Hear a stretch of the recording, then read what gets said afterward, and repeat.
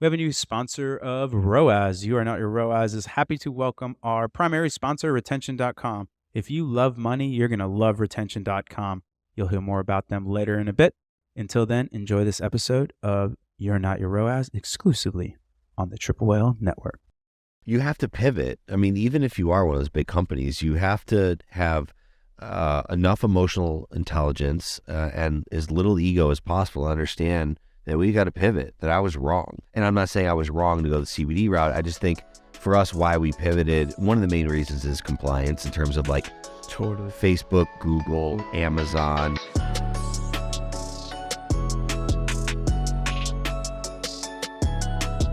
All right, ladies and gentlemen, welcome back to another You're Not Your ROAS. I have brought to you today probably one of the most high accolade athletes that's been on the show. Awesome human and just a crazy cool story. Mike Lee, welcome to the show. Thank you for having me. It's a long time coming. Finally got the invite. Well, you know, I've been a long time fan, first time caller, so I'm really excited to get you in the seat there. Obviously powered by my juvie. Shout out Francis. So you were a really, really successful boxer. Yeah. Give us kind of some background. How did you get into boxing? And then kind of paint the picture of like young Mike, boxing Mike, getting out of boxing Mike. Sure. I mean, I started fighting at about 8 years old. I was born and raised in Chicago. Yeah, man. My dad brought me to a boxing gym when I was 8, right? I had like just barely hit hands. And actually, I just got in a fight at school, and I think I got in trouble for it. Anyway, that's a long story. I did win. One of the few at a young age I won. Most of them I lost. But my dad brought me to a boxing gym at about 8, and I'd been fighting ever since. And so growing up, I was always playing basketball, football, baseball, a bunch of different sports. Right. But boxing really started taking off for me right around like 15, 16. And I just became obsessed with it, man. I became obsessed with that like one-on-one feeling, the competition aspect, and that adrenaline rush you got. And so I just started getting better and better. Started fighting in the amateurs. I won the Chicago Golden Gloves. And ended up getting signed by Top Rank to turn pro basically at 21 years old. And took it. I mean, I knew no matter what, I'd always regret if I didn't go for it. And so whether my first fight, I broke my hand and never fought again, or I become a world champion, I was like, at least I got to go for it. And so, you know, 3 people died just a couple of years ago in boxing, and 2 of them were undefeated fighters. Like this, we literally risk our lives in this sport. Wow. So I knew that going into it, but, you know, I knew no matter what, like if I didn't go for it, I'd always regret it. And so it ended up leading into a crazy 10-year career. I had 22 pro fights. I finished my career 21-1.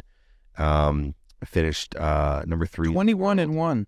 Yeah, man. Did you get knocked out or good cards? It got stopped my last fight. Yeah, so technically a knockout, but the ref stopped it. I think he stopped it probably a little early. I got knocked down a few times, but came back and won every single one except the last one. My last fight, I fought for a world title, MGM Grand. Really? I didn't know any of this. Yeah, dude. Do you guys like a walkout song like UFC? Oh, yeah. Style? What'd you walk out to? Kanye West, Good Life. Let's go. Every single time. So being from Chicago, like I love Kanye. I know he's obviously not the most popular person right now, but his music, I love Kanye's music. And yeah, dude, Good Life every time. I loved music that made me feel good. I didn't want like hard, like Eminem or shit like that. So for me, when I had a smile on my face, I always performed well. So because the adrenaline dump's real as well, right? Like it's incredible. Like people will always talk about that with the fight because you just get intoxicated by the crowd, especially at that size. Yeah. And like you're on wings. Yeah. Like 2 or 3 minutes, and then everything is like, and it's almost not impossible, very challenging to come back from because you just blow your load. It's pretty challenging. It's interesting. I used to get such a high off fighting. You know, for instance, you talk about adrenaline masking pain. I got to fight at Madison Square Garden, my 12th fight, I think, and I got a 4th round knockout, and I shattered my right hand during that fight. My adrenaline was going so much that I didn't even feel it. I kept fighting. And it wasn't until we got back to the dressing room, took off the hand wraps, just mangled, and the hand was just twice the size as the other one. I got a big scar in there.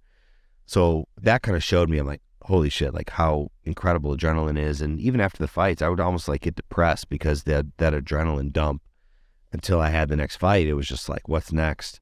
So it was a lot of ups and downs, man. It was like 10 years of ups and downs. Got to fight in some incredible arenas. Did you knock anybody out? Cards. Oh yeah, I had 12 knockouts. Wow, out of 20. That's impressive, especially with the bigger gloves. Because in MMA, the smaller gloves, like those bigger gloves, like not that you can hide, but like there's just a lot more coverage. Stuff slips off when you have those 5-ounces, dude. Like uppercuts are coming through. Like there's just a lot more vulnerabilities versus the big gloves. You can really make them work. That's so interesting. What was your best punch? I think my right hand. You know, I was always an athlete, like a power puncher. So I was like what's known as like a boxer puncher. So for my style, I definitely use like athleticism and strength and speed, which worked well against some styles and then didn't work well against others. But I would say power was probably one of my biggest advantages. Outside of so then you were never knocked out then?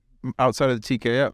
Outside of one fight, outside of and that wasn't, you said it wasn't the last fight. It was just a TKO where the ref was like, it was a TKO. I got dropped a couple times and then slipped the third time, and I was just taking my time, and I was losing the fight. But my whole plan with that fight was to take him into deep waters, and I was fighting the best in the world at the time. So it is what it is. But you know, I thought the ref stopped it too early. But now that I look back, I'm always like, listen, I actually had relief that fight was done, not because of the opponent or because of the fight, but my body had gone through so much that the last few fights of my career, my heart just wasn't in it, man. Like we had multi-city press tours, you know, we're going all over, and I'm like talking shit, and I'm trying to talk about how ready I am, how excited I am, but deep down, I hated it. Deep down, I was like, I'm so ready to be done with this because my body and my brain and my head are just taking too much damage. So it was kind of like living inauthentic life for me towards the end. Inertia's a dude. Like exactly. When you get something going, and like the kind of what we were talking about at dinner last night, where I had not nearly the success in sport, but I was a D1 athlete, like really good runner. And once I quit that, like it was, I was just floating for a really long time because I'd never built these life skills because my life was already planned out. Like my whole thing was just show up and crush. And then when you don't have that structure, it can get kind of fuzzy in that. But do you have any memorable fights where you're just like, oh man, that was a good one? I mean, Madison Square Garden was probably... Wow, so you did MGM and MSG. Yeah. I mean, those are probably the two most iconic arenas, right? Like that's it. Or at least in fighting, like those are... For UFC, those are the two that you went to as well. That's the MSG or those are the two ones. 20,000 people. I'll never forget that moment walking out of the tunnel in MSG. I'm 25 years old, and just getting chilled. That surreal moment. And dude, in the Garden, when you walk out of the tunnel, they have pictures and posters up of all the athletes and performers that perform there. So you're walking down the hallway and you're seeing Muhammad Ali and like freaking Elton John and like Michael Jordan, and you just like. It's such a wild, surreal moment where you're excited, you're nervous, you're everything in between. That was one of the coolest moments of my life, just to know that all that hard work kind of culminated to that. Take us through like what a camp looks like, because it's pretty, again, I'm a big UFC fan. It's pretty akin to, because you guys are making weight, a lot of people cut as much as you can, right? Because like if I'm a fight at a $160, but I'm really 185, by the time I'm fighting, I'm going to be back at 185. And so it's almost like this like wrestler mentality, right? Of like, how much can you take? Take us through kind of like what a camp is like. Yeah, I mean, generally before a big title fight, it was about 8 to 10 weeks that we'd have a training camp. And a lot of that is not only getting ready for our opponent, but also weight management. And I had a nutritionist on board. His name's Andy Galpin. He's a stud. Yeah, he's a mad scientist. He's been on Rogan a few times. He's worked with a bunch of different top guys. He's with Andrew Huberman a lot. So anyway, he's a genius in terms of like, he knew what I had to eat, when I had to eat, recovery, all that. He really had me prepared, because for that last fight I fought at 168 pounds. I walk around at 200 pounds. Giggity, dude. Yeah, dude. When I got the call from my agent to sign for the world title, he was like, how much do you weigh? And I think I lied to him. I was like, I'm about like $188. He's like, yeah, because we knew it was like the fight. Well, you got an opportunity to go down a weight class to 168. I was fighting at 175 light heavyweight, but this one was at super middleweight, 168 pounds. And I remember getting off the phone, being pumped, stepping on the scale, and I was 202. And I was like, fuck, let's go, baby. I was like, I had to take it, you know? So it was tough losing that weight. I think that's one of the toughest parts about a training camp. It's a 34-pound weight cut in, Yeah. what, 2 months? Yeah. I'm like, that's a lot. And then, we had to weigh in 24 hours before the fight, which is traditional. And then, I weighed in 167 and a half, I think, right below the limit. Made weight. And then the next night, by the time I stepped in the ring, I was probably 183 to 185 pounds. It's insane. Which is pretty common. And I think it just, over time, that does a lot on you. And as you get older, the weight cut gets tougher and tougher. So, like, again, bringing back that UFC analogy, because I'm more seasoned in UFC than I am boxing history. And that's exactly what you see, man. Like, people will kind of crush at this weight class, especially these bigger muscular guys like you, where it's like, you know what you're walking around at, and like you are not a 185-pound person. Like you're walking around 220 or something when you get in the ring, and there's these people that you look at them, there's no way they weigh that much. Right. Like, and the other thing too was because a lot of that has to do with you essentially dehydrating yourself as well to get the last 3 to 5 pounds off, right? And so there's supposed to be, and you can speak better this to me, but like a really tight correlation of dehydration and either getting knocked out or just having like a softer chin, right? Yeah. It's funny you say that because I'd been hit so much harder in the past by bigger, stronger guys. Right. But when I had to lose that extra pounds, I think that my brain was dehydrated a little bit, and I had what's known as flash knockdowns.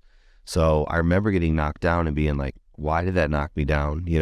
So that can be very dangerous. And we talked about deaths, how a lot of guys, if they're overcutting, and they don't rehydrate properly, and I think I rehydrated as best I could. Can you guys do IVs or no IVs either? So UFC kicked them out too. Yeah, I think they did. I think it's actually good they did that, because otherwise guys would drop way too much and just IV up, and it feels like you're dying, dude. Like when you're really going through a weight cut, and at the end you're not drinking water, and because you come into the fight week like probably anywhere from like 10 to 15 pounds heavier, right? And so it's all water weight at that point.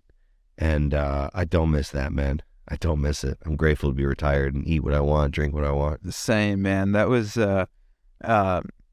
those one-on-one sports, and boxing's a little different because there is definitely a big skill vector to it, where it's like, but with running, it was just, dude, once your heart wasn't in it, because at the end of the day, when you get to a level of running like D1, there's essentially like 3 stratas. There's like the dudes that no matter what you're going to do, they're always going to win. Like they're they're built different. You know what I mean? Yeah. Then there's kind of like the middle of the best, where it's like, on your best day, you can challenge these guys. And I was kind of in the third of the best, where I was like the worst of the best kind of stuff. Yeah. And I'm telling you, man, once you lose, because essentially it's all about just getting as many quality miles as fast as you can. So I was running more miles than I was actually driving. Like it was just crazy. But once you lost that, like, I'm going to go in here and die or win. Yes. It was over for me. Like, because the training is so hard. Like, everything is so hard. And really, at the end of the day, most of it came down to who wants to go deeper, who wants to feel more pain, and that person would win. And once I lost that edge in, like, the last half of my year of running, once I lost that, like, killer instinct of, like, kill or be killed, I was done. I knew, like, it was like, hang them up, Robbo. This is it. Like, you're out. This is not a sport where you can, like baseball or something, and just have such a skill set where you don't have to work that hard. You just show up and you crush. It's also a team sport, so you can hide a lot of inefficiencies where running, even though like in cross country you score for your team and track you score for your team, you're competing on an individual level. Yep. It's a lot of pressure. It's great. I loved it, but I used to be into soccer, and I'll tell you what, like the soccer wins with the team, in a weird way, were more meaningful, but the wins in races, and this is kind of a bit of a stretch, but what it felt like in a war, almost like a war of your mind, where it's like, there's nowhere to hide. It's like quarterback, where it's like you get all the glory, but you also get all the failure. And so it's just this very weird dichotomy, because you didn't do any team sports, you just boxing your whole life? Yeah, I mean, I did a handful of team sports like basketball and football, played hockey when I was younger, so I understand that dynamic, but you're exactly right. I think ultimately with certain sports and just things in life in general, if you're competing against a guy who's willing to die and you're not, you're never going to win that, and you're misleveraged. And I got to a point where I started having a lot of autoimmune issues, a lot of like injuries, pain that made me doubt myself. And so towards the end of my career, I wasn't willing to die. Yep. I was more concerned about getting hurt than losing. And that was a big flip, because in the middle of my career, I was a monster. So well put. I was more concerned about losing than getting hurt.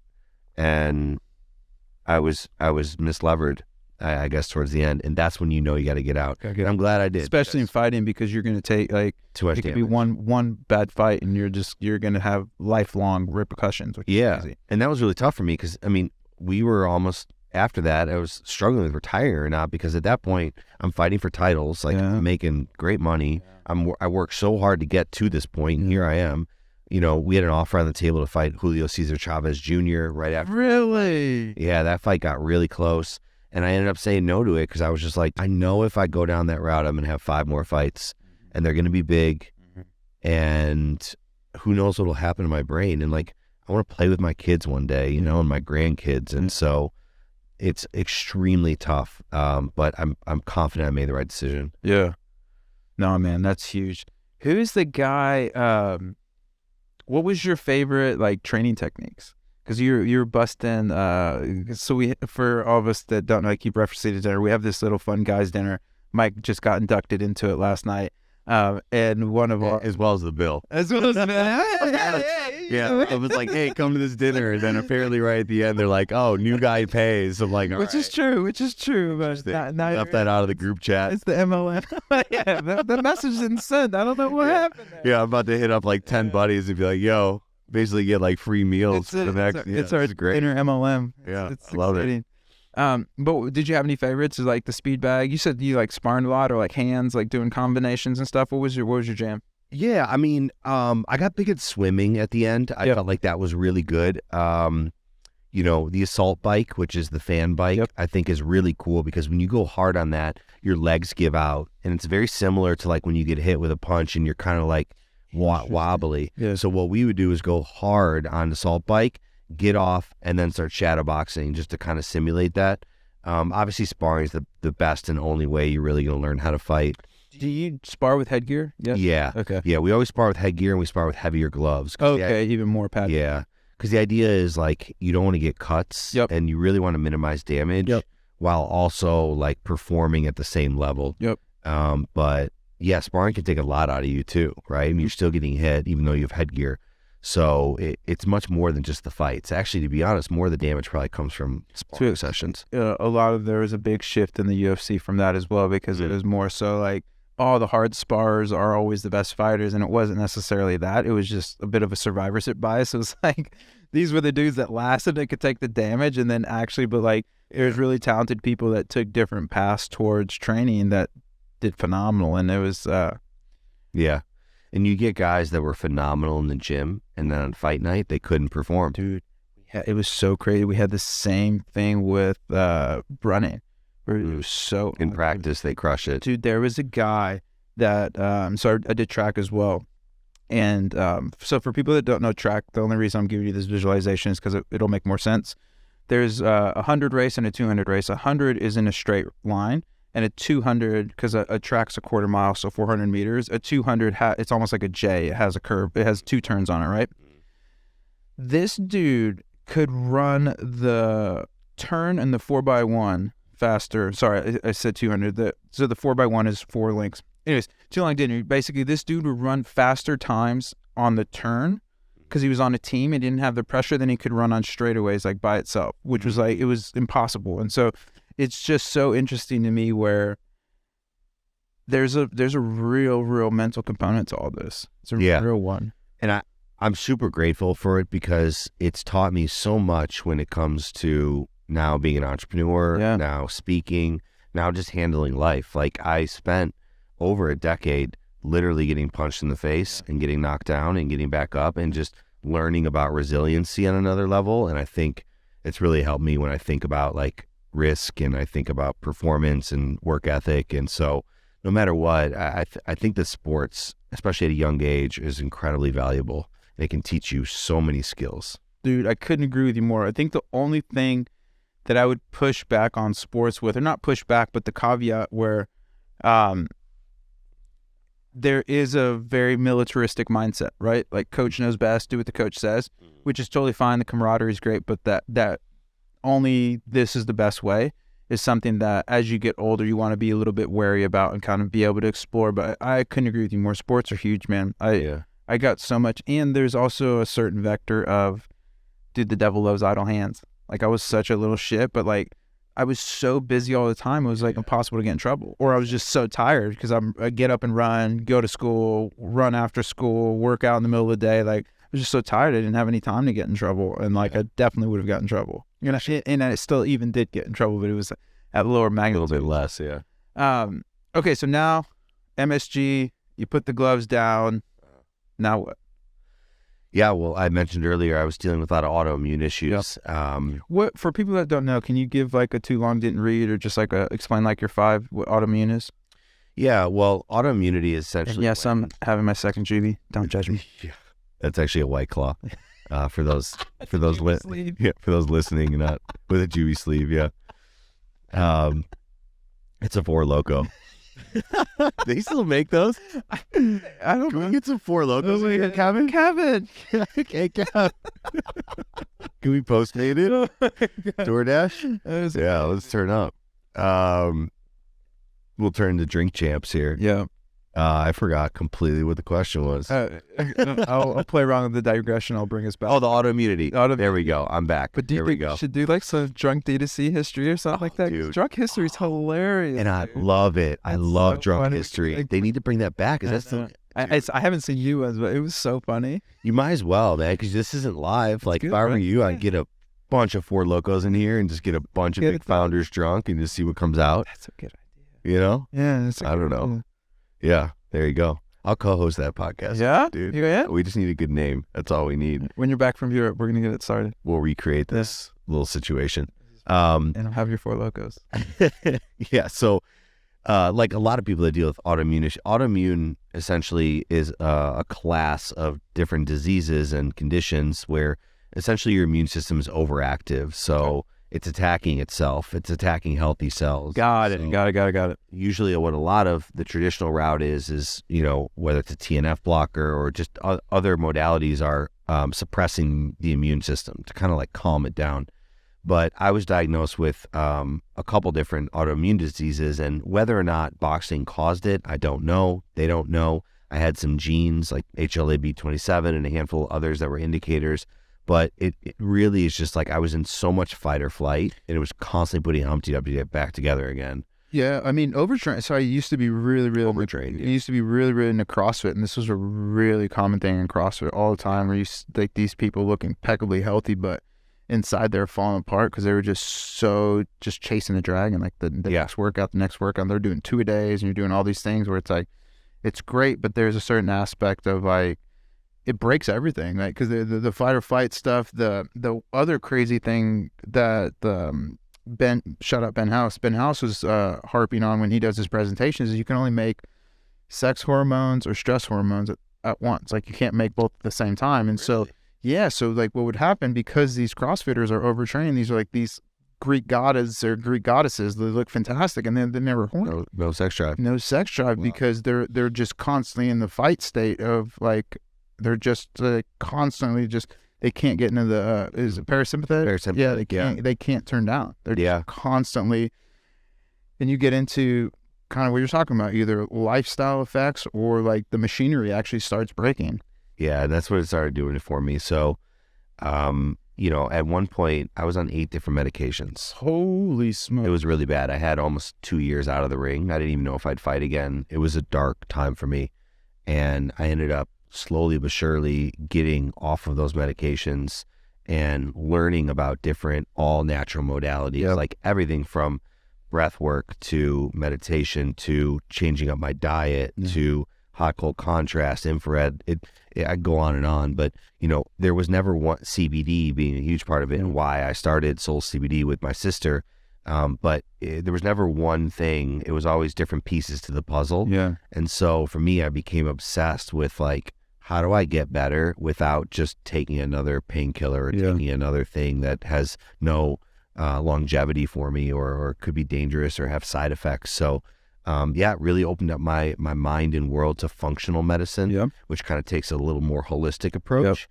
And it's the birth and genesis of the company, because ultimately what I want the rest of my life to be about now is helping others get out of pain. I really do. When you've experienced as much pain as I've experienced, I think you you want to help people get out of that pain because you can empathize with them. It resonates so much. So for me, when we get testimonials that come in, or when I'm able to speak to people or help them in any little way, and listen, I haven't figured it all out. Like I'm still in the fight too, but I'm so much better than where I was when I was in hospital beds. And so for me, it's inspiring and kind of like a new purpose in life post-boxing.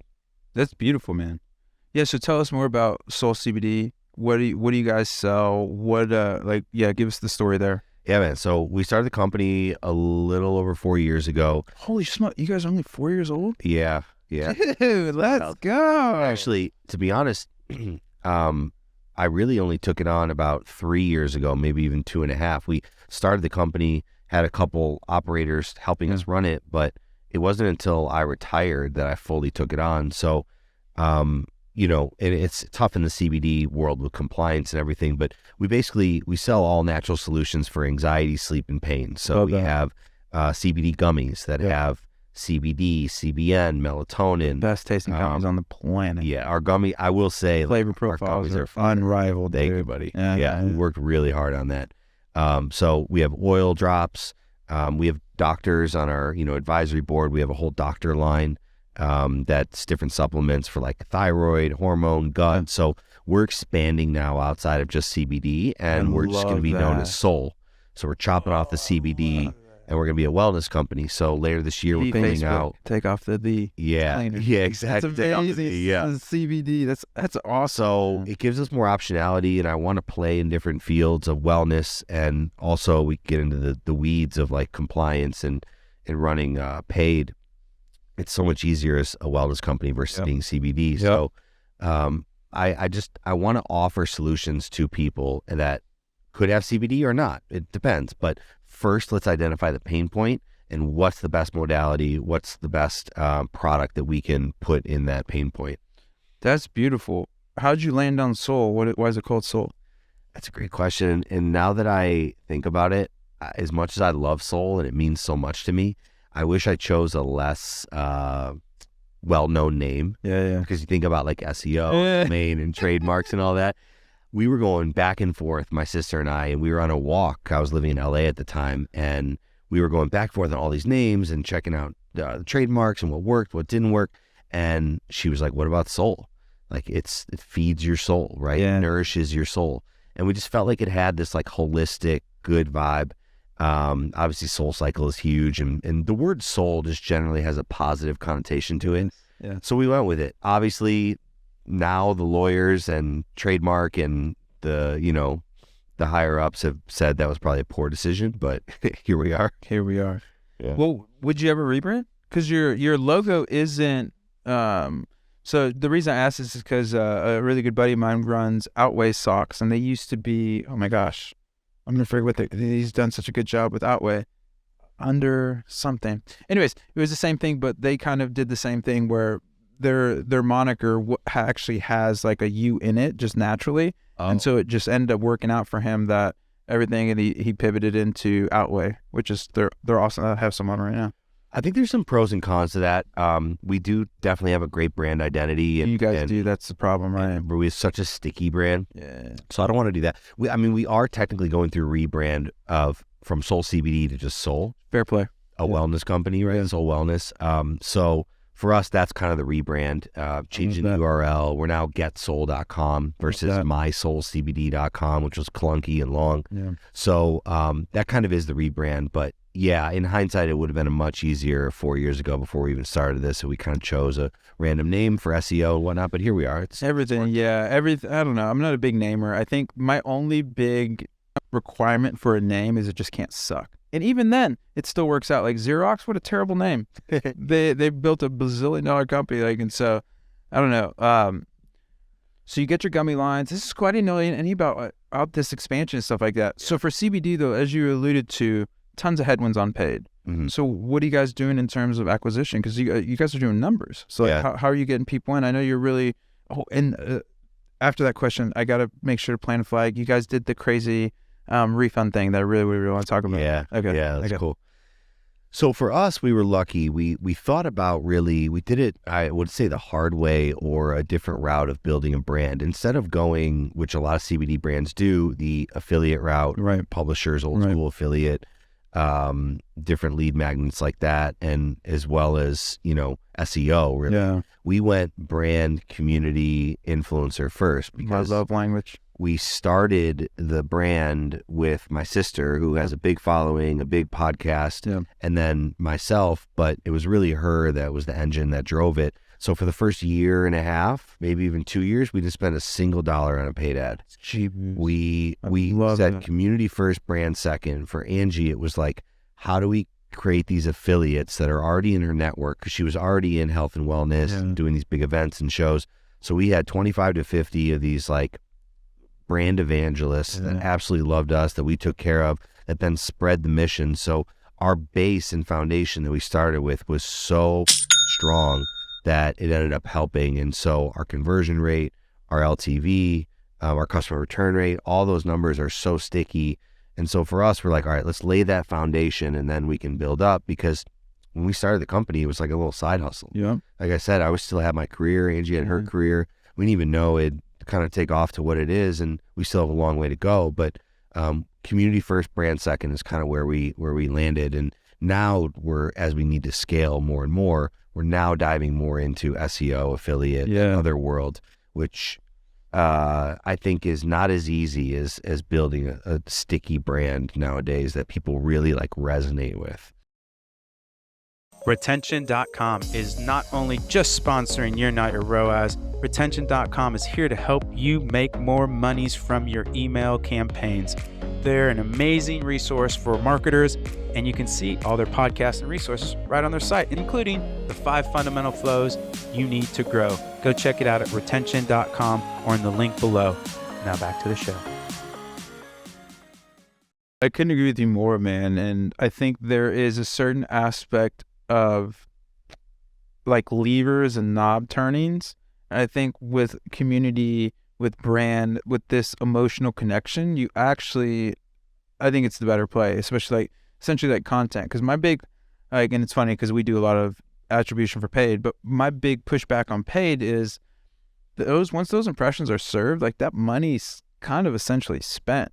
Where it's like when you do a podcast like this, or when you do all these things, like those can live on in perpetuity and just be almost like a money machine that like, oh my gosh, your YouTube video is starting to get recommended to people, blah, blah, blah. And they bring you down this pathway. The other thing I really love that you guys do, and this is shout out Chris Hall at Bruce Bolt, was there's this term of like content to commerce. I think you guys are doing that in such a really cool way. Because at the end of the day, for me, like definitely you guys are efficacious and it works, but like a lot of the kind of supplement brands are essentially like a lifestyle, like feed your soul, like live healthier, be happier, all these things. Here's some modalities to either get you faster down that path or sustain that path that you're on. But at the end of the day, it's a lifestyle play that you're selling, right? It's like and so I think that you guys really nailed it with that, because it's such a potent combination of somebody legitimately wanting to help you, somebody that has been in the dark places, and then somebody that found a solution that kind of wants to spread to other people. I mean, especially when it's sincere, right? Like that's the other thing. Like that's the challenge of it. Like it has to be sincere, and you have to be willing to, I don't want to say take a short-term loss because that makes it transactional, but you have to be willing to, take flyers and say like, I'm going to just do this because I want to help people and I want people to have this connection with the brand, and there's nothing I want in return. Yeah. And I think that sometimes is hard to do. But speaking of returns, look at this segue, people. Am I a pro? You guys did something really cool, right? Yeah. Yeah, so talk about this, because it blew my mind, but like it's very aligned kind of with your ethos of, right, like community and brand. Like this, with those two North Stars, this makes tons of sense. We do a lot of things, like when you first come on the website, we have a video that pops up of me and Angie, and it kind of takes you through a different story mode of you get to choose your story, choose your journey, and select different options. And our founders video, Angie's constantly hopping in the DMs. I'm on Instagram Live. We're constantly trying to like have that touch point without making the brand too much about us. Sure. Just making people feel comfortable, because CBD is an education play and it's a trust play more than anything, especially being quote unquote somewhat new category or just unknown category. But this refund day, I got to give credit where credit's due. Initially, our friend Kaylee Clark with ClearStem, it's a skincare brand, gave us this idea. And for us, it was perfect considering community first, brand second. But we are doing refund days. And so we've done a couple of them. They've been wildly successful. Essentially what we do is Angie and I hop on IG Live, and during a sale, we're like, you know, we let the audience know with an email 24 hours before and on social, but we're going live for an hour and a half, and hop on live, give us your order number of what you ordered, and we'll completely refund you. So crazy. Dude, and people love it. It's so cool. We've had people that made big orders and we chose them. I'm talking like we refund like $300 order. Then we'll refund like an $80 order. And like the conservative side of me is always like, oh God, this order, like how bad is it? We've had some big ones, but the pro outweighs the cons in terms of the money in and money out. And it builds this sense of community and loyalty because no one really does that. And it's kind of cool. Like a big brand's never going to do that. Yes. You know, so it's literally like getting that interaction with people. And it's such a cool feeling too, to be like, thank you for trusting in us and ordering us from us. And here's all your money back. And you still get the product. So good. And then they respond in such an amazing way. Oh my God, this made my day. This made my month. Like, you know, I'm going to tell my friends. So yeah, it's been a really cool thing that we're continuing to do every single month. And I really, really love what you said there was that a big brand will never do this. And I think that's one of the things of like startups is like, don't play games you can't win. Amen. And so like being able to compete in these kind of like orthogonal ways that it's essentially almost like a little bit of disruption theory where you know that there's no way that this big brand is either A, going to think of this, or B, be able to push it through all the red tape to get it done. And you can just text Angie like, hey, what do you think about a refund day? Perfect. Email goes out and boom, within 24 hours, you're executing on the concept. And so being that speedboat, you know, obviously you don't have the resources of a tanker, but being that speedboat is in itself an advantage instead of being this tanker that takes 3 days to turn direction, weeks to turn a direction versus like you guys can pivot. I love that, man. That's a really smart way to approach it. Yeah, it's definitely a move fast and break things. You know, in the beginning, I always had comparison syndrome, and I'd be like, you know, Charlotte's Web is the 800-pound gorilla, and for me, it's like, why can't we do this? Why can't we do? But if you're not funded like that or you're not built like that, it's like, all right, well, what are we good at, and what can't they do? And let's really. The same thing with boxing, man. Yeah, dude, you'd have to be dead honest in fighting of like, what am I good at? Who am I? And who's my opponent? And I knew like, okay, if I'm going to win this fight, I have to do this. And in order to do that, you do have to put down your ego. You really have to say like, what am I not good at? Because styles make fights. And basically what that means is like, I need to figure out and impose my will and play that chess match. But if I have a plan of something that I'm not good at and I'm trying to execute a part of my game I'm not good at because my ego is telling me that, I'm going to lose that fight. So yeah. Again, sorry to keep hammering you guys with the UFCs. There's a big pay-per-view coming on this weekend, so it's top of mind. But to your point of like styles make fights, there's also a corollary there of like horses for courses. But the style that makes fights, you can see sometimes where there'll be a strong wrestler against a really strong striker, and the strong striker will kind of play to that ego of like, why don't you want to just stand and hit me? Quit hugging me, dude. And then you see this guy get out of his area of specialty, and then like it's either an even match or not because they're not leaning in their strengths. I think one of the worst pieces of advice out there is like make your weaknesses your strengths. I think it's hard. I think you should make your strengths 10x and make your weaknesses either up to the point where they're not existential risks or higher out to fill those weaknesses. So I just think that people are really capable in certain ways and like lean into that genius. Like if you don't like something and you're not good at it, like I have this theory of essentially like skill capabilities or skill acquisition, if you can say. Like you do the thing because you did the thing, you get like a reward. Because you got a reward, you feel better about yourself. Because you feel better about yourself, you want to do the thing again. And so like if you're doing something that isn't pleasurable to you and you don't feel like you're getting any sort of skill set from it or accomplishment to do the thing even better, then you quit. Like it's any kind of change has to be pleasurable. It has to be, for it to be sustainable, you have to want to do it over and over again. And that's what I've found is a skill that I'm really lacking. But the people that have that delayed gratification to be able to do the thing and not need that really instant gratification, those are the people that I know can really move mountains, because there's so many failures in between their next checkpoint, but it doesn't matter to them. Whereas certain people, when you get started, you really need this like positive affirmations right at the beginning, or not you quit. Yeah. I think you got to have like a North Star, like a goal. Like for me, I keep going to the boxing analogy because it's my world, but understanding where you want to get to, and then like you said, knowing that like all the failures in between is fine, because you're ultimately going for this goal. And so I think that ideology has kind of served me as well. So with my new little role shift and stuff like that, I've been getting back into like mindfulness. I went like 5 years meditating like daily. Like it was really actually helpful for me. And like I finally got back in it. And one of the things that there's a great book by Thich Nhat Hanh called Miracle of Mindfulness, super easy read. But there's a line in there about washing dishes just to wash the dishes.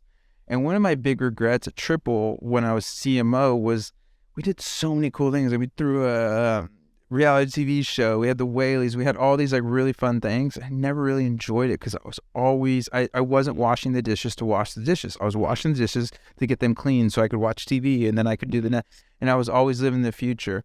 It sounds like you've really figured out how to enjoy life. Like what was because did you suffer from that when you were in boxing, where you're just always looking for the next thing, or you were able to really enjoy the present?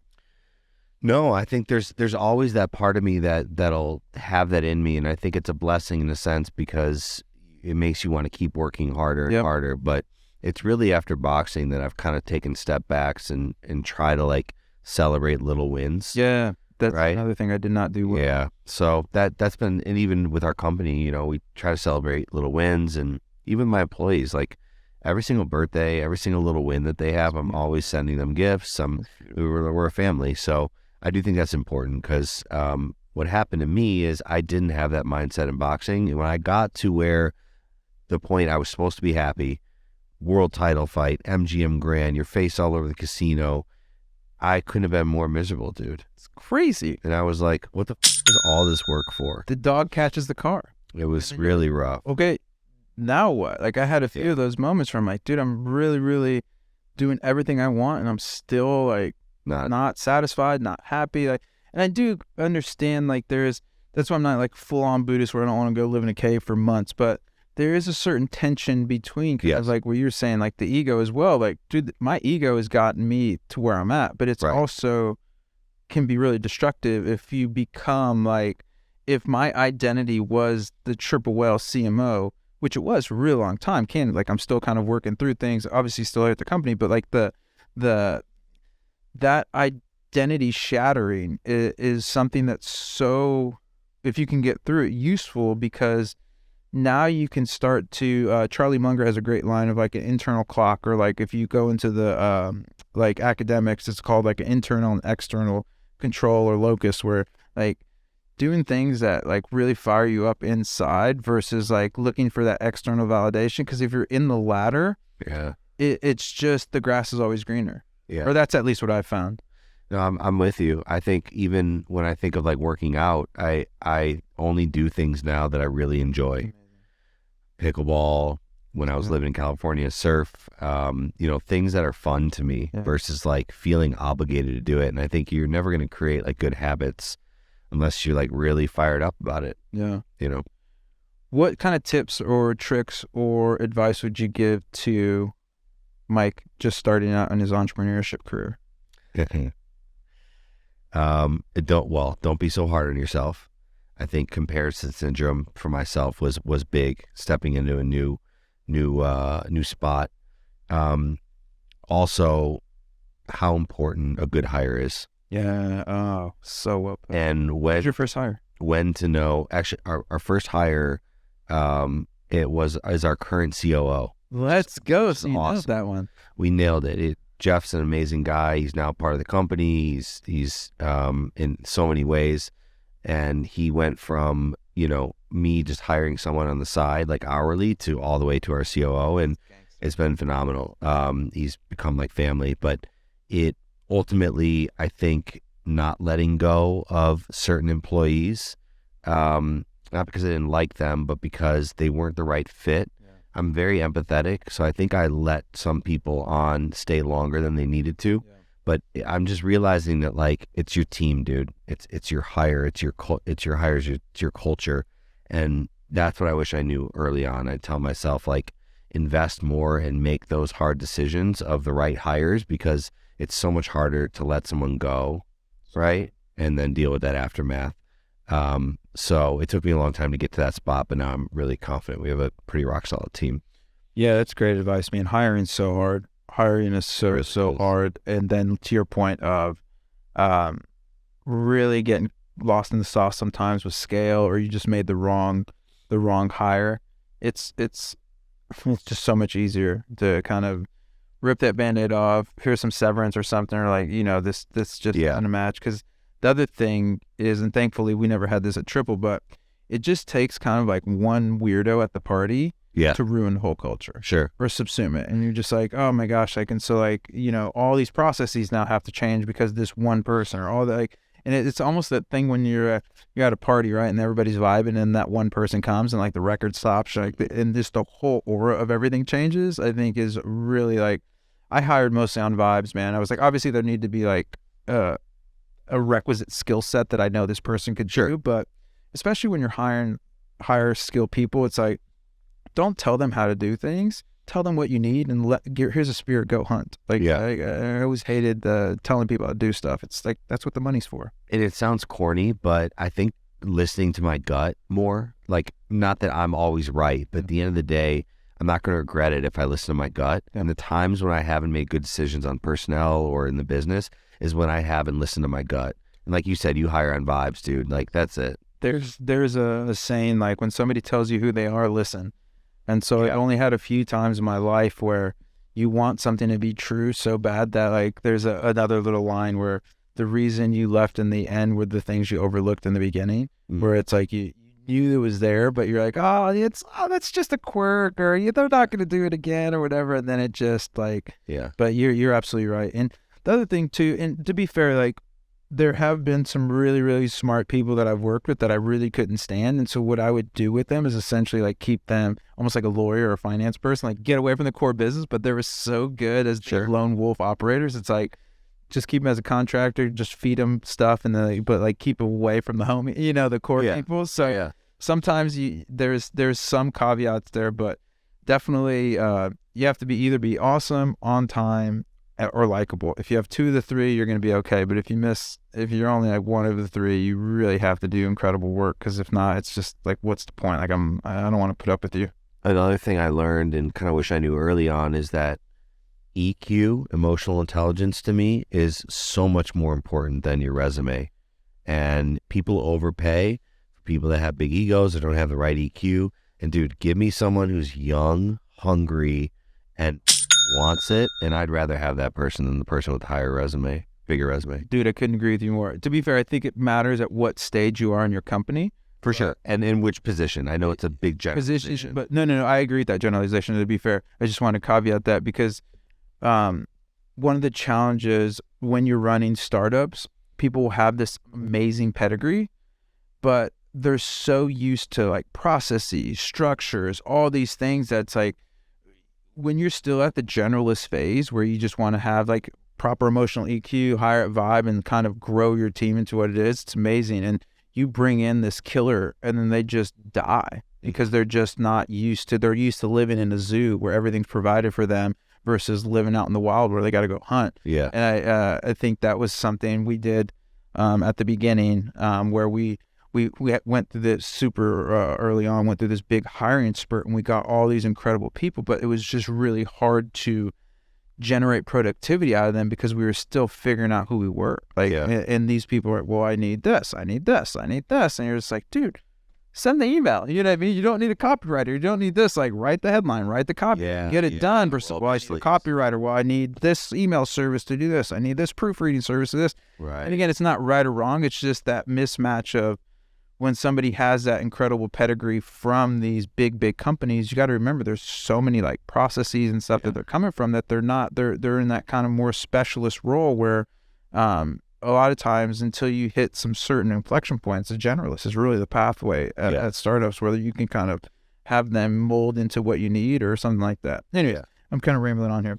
Tell me more about your expansion line. How'd you guys decide into, here's a little zinger for you as well. Great podcast called Founders. And he had a line on there. How many companies, and I think this is like 5 or 7 years old, so it's not like super recent, but it's still like a bunch of data. How many companies do you think make more money from their second like act versus their primary, like what they launched with? Does that make sense what I'm saying? Sure.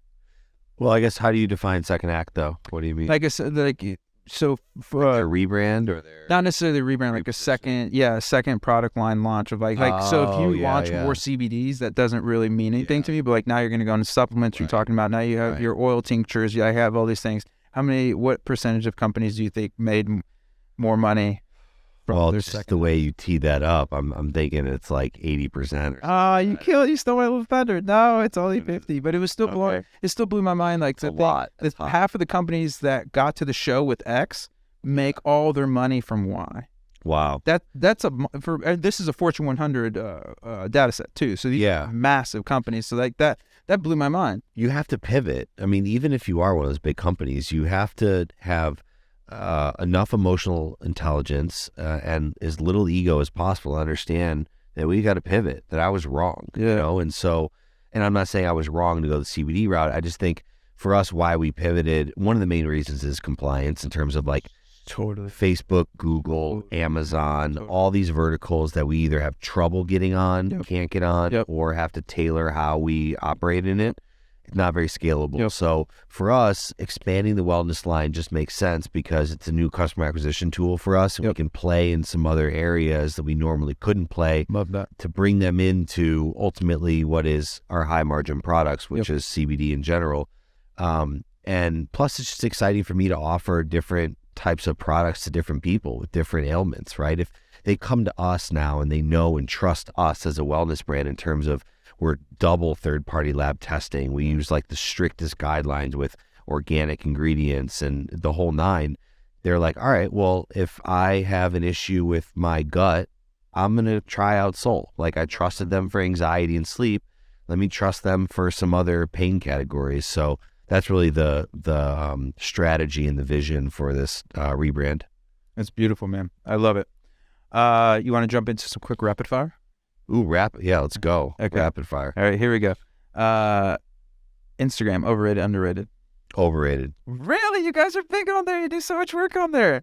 Overrated. I love it. I mean, when I didn't think of the brand at all when you first said that. No, it wasn't through the lens of in general. Yeah. It wasn't through the lens of the brand. I was just commenting because Angie, massive following. You guys leveraged Instagram Live, one of the best brands I've seen leverage it. So it's funny that you think it's overrated. The older I get, the more and more I hate social media. 100%. And I think it's important. And Angie and I need to be a part of it, to be part of the brand and have that connection and learn. But I find myself in periods consuming more than I'm creating.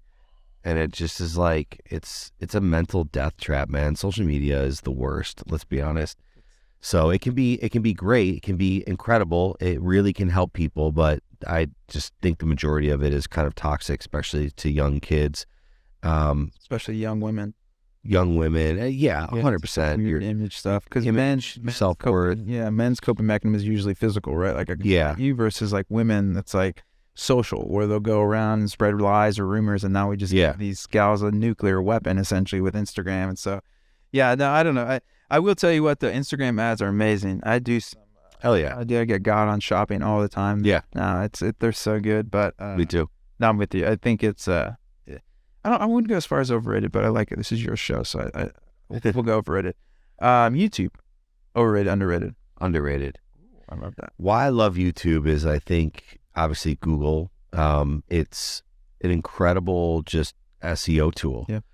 Second biggest search engine behind Google proper. Exactly. And I think TikTok, we'll see what happens with the US, but TikTok is slowly starting to take over, which is pretty wild that young kids are using search in TikTok. But regardless, I love the medium of YouTube because similar to podcasts, you can have long form, and then they also have shorts, and it's just huge for SEO. And for me, for the most part, like if I'm trying to learn about something, I'm going to Google and I'm checking out do-it-yourself videos, or God knows I spent hours on YouTube videos with autoimmune stuff of like, Well, it worked for some people, learning, researching. So it's pretty incredible now. Yeah, I'd say underrated. I think it's got a long way to go. I love that. If you have a UFC fighter and a boxer, who wins the boxing match? And then vice versa, who wins the UFC match? Two different sports. Yeah. And there's always people that talk about that. When I was fighting, I would spar UFC guys. I had a bunch of buddies, big fighters, Just knock 'em up. world champions that I would train with. If it was boxing, yeah, it's because it's my modality. But UFC, you've got 8 different things you got to worry about, right? On top of takedowns. On top of it. So there's like all that stuff. So I give credit where credit's due, man. I think the striking game in UFC has definitely gotten a lot better. I think 5-10 years ago, it was really not good. But now these guys are actually good boxers. But yeah, you throw the best striker in UFC against a top 10 boxer and he's going to lose. Yeah. But you throw that boxer in the octagon, Same, right? same thing. He's going to get demolished. Yeah, So that's fair play. 2 different sports. Yeah, no, I love that answer. It's fantastic. Favorite place you've surfed? Great question. So Hawaii during COVID, my girlfriend and I were living in Hawaii for 3 months. Yeah. Just did the whole remote thing. We were up in Oahu in the North Shore. Yeah. So I'd say there or El Salvador. I'm obsessed with El Salvador. There's an area called El Zante, which is one of the best waves, I think, in the world. And God, I've been there like 3-4 times now. So maybe El Salvador at the top of the We list. got to get you out to Costa Rica as well. There's where my buddy's at, like an hour away from there's like one of the most famous breaks. I think it's like the longest left breaking wave or whatever. It's Yeah, supposed to be cool. It's supposed to be beautiful. I'm down. Oh, I forgot to ask this in the main segment. What's the nicest thing someone's ever done for you? Wow. This gets everybody. I love it. It's one of my favorite questions. What's the nicest thing someone's ever done for me? I'm having trouble bringing anything to mind. I mean, the first thing I thought of was just like my parents in terms of, my parents worked really hard. They both grew up inner city Chicago. My dad didn't even graduate high school. They both like worked really hard to give us lives that they never had. So from a holistic thing, yeah, but that's so interesting. I need to, what about you? What's the answer for you? Probably my parents, man. It's the kind of cop out, but I had the immigrant dad. So like this dad was very like hard on me, but like loved me, but he was like, dude, you only, like my name in Arabic means winner. Like you only win. Like it was, and I had that. And then that was counterbalanced. Like my mom was this amazing, like right brain, like Mexican woman that taught me like, be you. Being unique isn't a bug, it's a feature. Like do what makes you happy. And so there was this nice balance of like, I can take criticism really well, but I also can see the forest for the trees of like, hey, like you don't need to like spend some of your money. Like what's the money for? But at the same time, like you don't want to be, crazy, but at the same time, there's that spectrum. And so I think that I'm probably most thankful for that, where my parents, probably the nicest thing they did for me was raise me in the way that they did, where like we were lower middle class, but I never felt poor. And it was great. Like, I wouldn't trade my childhood for anything. High school was awesome, like all these things. And a lot of it was, my dad helping me really like not be soft. I mean, there was a bit of probably like over-indexing there. Like he got kicked off our like youth soccer team because he was just like, these are like 8-9-year-old kids. Like you suck. Like, just like really going on. But like our dads would get along. So like there was just kind of like two things: you win or you win. That was it. Exactly. They should co-author a parenting book. Get them on the phone. Yeah. So that was for me probably the answer I'd give it. I think that my upbringing is probably just super, especially when you start to there's that kind of crazy thing where like you think your life is bad and you're like, dude, if everybody threw their problems into the bowl, you'd probably reach in that bowl real quick and grab your problems, because there's some people working through some things. And so I never, like, not to make it about me, but just a small digression, like my grandparents on my dad's side couldn't read or write. Wow. I knew, like, he's from this like little podunk town out of Algiers called Tenia, where literally my grandpa was like a goat shepherd. And there was like this little Ray Hill compound, and people, when I went to visit when I was 8 or 9, there was no running water there, like barely electricity. And so for this man to know that the path out of poverty was education. And so my dad still has a little bit of guilt from this, because my dad's the oldest, and they had to basically take money away to feed some of the family. He got into this really prestigious technical school and they had to have uniforms.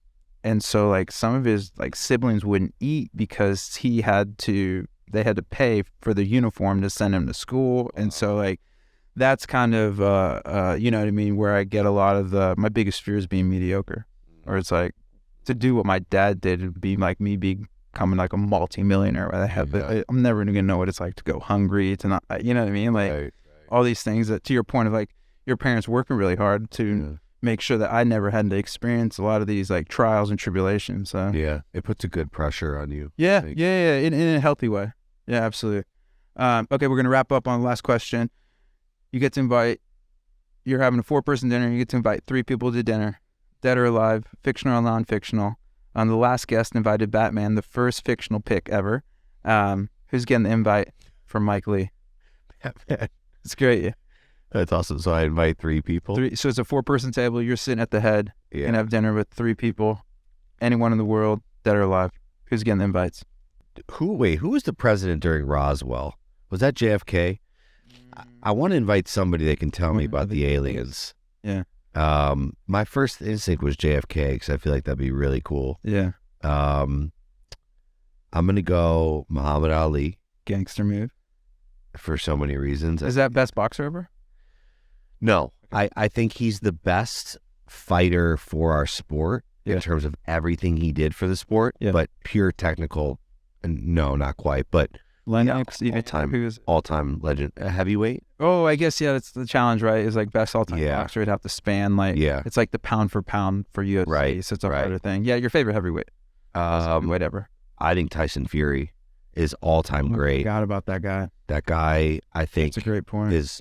Would give anybody in history a hard time. If you want to see the craziest thing ever, he gets absolutely bombarded with an absolutely soul like detaching punch. Oh boy. And then he comes back, not only wins the round, but ends up winning the fight. Like the Undertaker. It was like the Undertaker. Yeah. I mean, he died and came back. Arguably probably the hardest hitter ever. Maybe Francis Ngannou is up there, but these are like just behemoths of humans that know how to punch. Yeah. And he would just knock your face off. And he did. And then he comes back and then he wins the round. I forgot about Tyson Fury. 100%. There's zero pushback there. That's a really good pick. Fury versus Wilder is that first fight that you should go YouTube. It's incredible. It's insane. And then the other person, and if I had time, I'd probably think about cooler people in history. But right off the bat, I was thinking Tony Robbins. Yeah. Man, I love that guy. Yeah. I've yet to meet him. I've been to some of his events, but his story is incredible. How many people he's helped is incredible. I've done the Coles. No way. Yeah, bro. Yeah. Have you done it? No. Oh, it's awesome. It's a wild feeling. You walk across those coals and you get to the other side and you're like, I can do anything. It's cool. I've been to Tony Robbins events. I've read his books, his podcasts. Like, I'm a huge Tony Robbins fan. I think he's really what more of the world needs. And so yeah, it'd be cool to sit down with him, man. Pick his brain. So you're doing JFK, Muhammad Ali, Tony Robbins. Yeah. I guess that's not bad. It's a fun dinner. I think if you gave me more time, I'd come up with some different creative things. But yeah, Batman. That's great, right? Batman. Wait, who would your 3 be? Anybody ever ask you back? Yeah. To be fair, I had tons of time to think of it because it was a question I thought of. But big Carl Sagan guy. I don't know if you're for Carl Sagan. Awesome. Okay. Cosmos, OG. Just not only this incredible person, but also like this actual intellectual powerhouse, but like with zero condescension. He's almost like a genius. Mr. Rogers, Fred Rogers, where it's like Fred Rogers had this just incredible communication style and empathy, and Carl Sagan I thought was just he was just incredible, really, really brilliant guy, really, really good take on it. If you want to watch something crazy, YouTube The Blue Dot, and it's an essay he wrote and people put it to like crazy stuff, but he was just an incredibly eloquent person. Big stoic, so Marcus Aurelius, I think that guy is crazy interesting. Just like I'm free reading meditations now. It's just what to have that much power and still like be able to tame your ego, have humility, to know that like you need to resist these urges even though you still have them. Like I thought he was just a really brilliant guy. And then who was my 3rd person? Who would I do? Now you put me on the spot, huh? Yeah. Sagan. And then, I think it would be really actually fairly interesting to have some sort of business titan and or Steve Jobs. I think Steve Jobs would be really interesting, but I think somebody like, and the problem is some of these guys are really interesting in certain verticals and actually horrible humans. And so that's where I kind of get a little bit twisted about.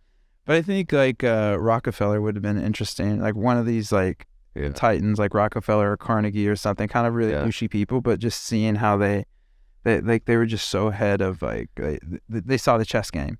I'm not incredibly religious, but Jesus popped up in my head. I'd want to see one. Actually, are you the real deal? That's normally my third one. You know, is just want to know. Buddha.